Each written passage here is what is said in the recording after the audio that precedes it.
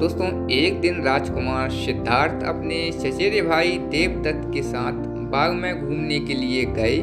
जहाँ सिद्धार्थ कोमल हृदय का बालक था, वहीं देवदत्त झगड़ालू व कठोर स्वभाव का था।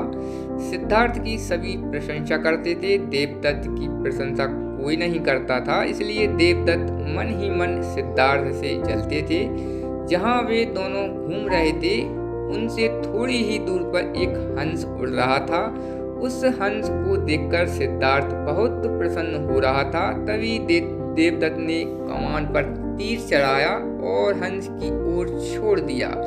तीर सीधा जाकर हंस को लगा, वह घायल हो गया और झटपटाकर नीचे गिर पड़ा। सिद्धार्थ ने दौड़कर उस घायल हंस को उठाया। उसने हंस के घायल शरीर से बह रहे लहू को साफ किया और उसे पानी पिलाया। तभी देवदत्त भी वहां पहुंचा और उसने क्रोध से सिद्धार्थ की ओर देखा और बोला, इस हंस को चुपचाप मुझे दे दो। सिद्धार्थ, इसे मैंने तीर मारकर नीचे गिराया है। तब नहीं, सिद्धार्थ ने हंस की पीठ हिलाते हुए उत्तर दिया, मैं इस हंस को तुम्हें नहीं दे सकता। तुम निर्दयी हो, तुमने इस निर्दोष हंस पर तीर चलाया है। यदि मैं इसे ना बचाता तो इस बेचारे की जान चली जाती। तब देखो सिद्धार्थ, देवदत्त उसे घूरकर बोला, यह हंस मेरा है, इसे मैंने तीर मारकर नीचे गिराया है। इसे चुपचाप मुझे दे दो। यदि नहीं दोगे तो मैं राज दरबार में जाकर तुम्हारी शिकायत करूंगा। सिद्धार्थ ने उसे हंस देने से साफ साफ मना कर दिया। देवदत्त राजा शुद्धोधन के दरबार में जा पहुंचा और सिद्धार्थ की शिकायत की। शुद्धोधन ने उसकी शिकायत को ध्यानपूर्वक सुना। फिर सिद्धार्थ को बुलावा भेजा गया।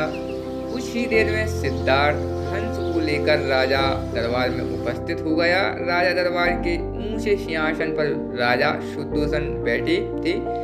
आसपास के नीचे आसनों पर राज्य मंत्री तथा अन्य पदाधिकारी बैठे थे। कई सैनिक हथियार लिए द्वार के निकट खड़े थे। शुद्धोधन के संकेत करने पर देवदत्त सिर झुकाकर बोला, महाराज, जो हंस इस समय सिद्धार्थ के पास है वह मेरा है। इसे मैंने तीर मारकर पृथ्वी पर गिराया था।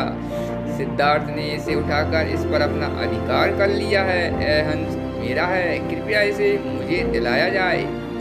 राजा शुद्धोधन ने सिद्धार्थ की ओर देखा और बोलने की और संकेत दिया। सिद्धार्थ ने सिर झुकाकर शांत स्वर में कहा, महाराज, यह हंस निर्दोष है। यह बिना किसी को कोई कष्ट दिए उड़ा जा रहा था। देवदत्त ने इसे तीर मारकर घायल कर दिया।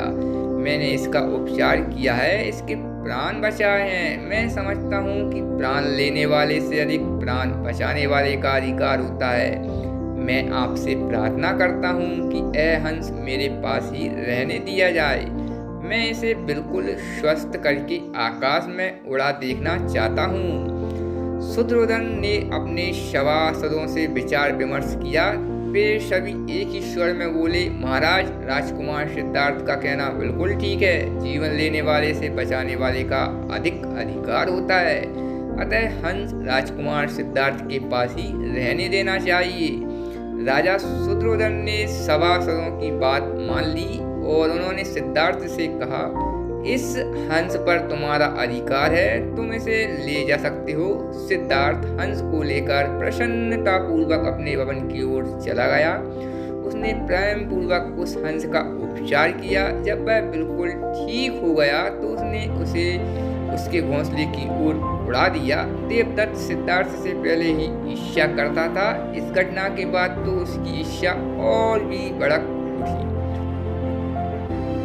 दोस्तों, इस कहानी से हमें यही सीख मिलती है कि किसी को कष्ट देना या किसी को चोट पहुंचाना, हानि पहुंचाने से कहीं अधिक अच्छा पुण्य का काम उसकी सेवा करना या उसकी रक्षा करना या उसे प्रेम देना होता है, जो कि हमें भगवान बुद्ध की इस कहानी से सीख मिलती है।